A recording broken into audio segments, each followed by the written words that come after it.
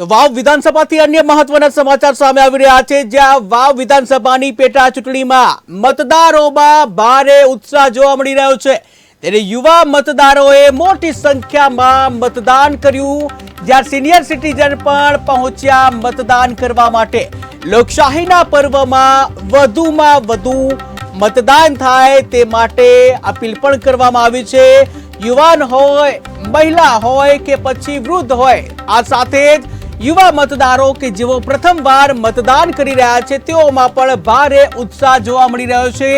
મોટી સંખ્યામાં લોકો મતદાન કરવા માટે પહોંચી ગયા છે। ત્યારે કહી શકાય કે 24% ઉપર મતદાન જે થઈ ચૂક્યું છે અને હજુ પણ મતદાન પ્રક્રિયા ચાલુ છે।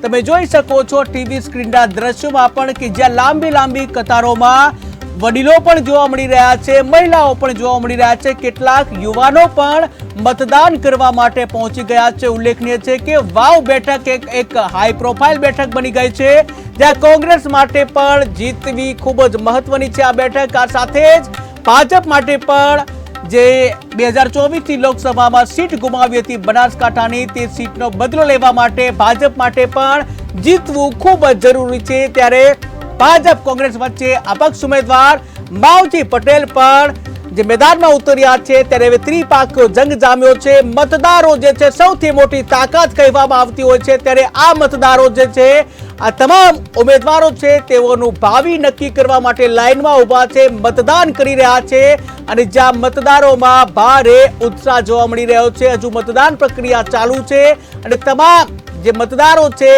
મોટી સંખ્યામાં મતદાન કરવા માટે પહોંચી રહ્યા છે। સિનિયર સિટીઝન હોય, યુવાનો હોય, મહિલાઓ હોય, તમામ લોકો ભારે ઉત્સાહપૂર્વક મતદાન કરી રહ્યા છે। લોકશાહીના પર્વમાં વધારે મતદાન કરવા અપીલ કરાઈ।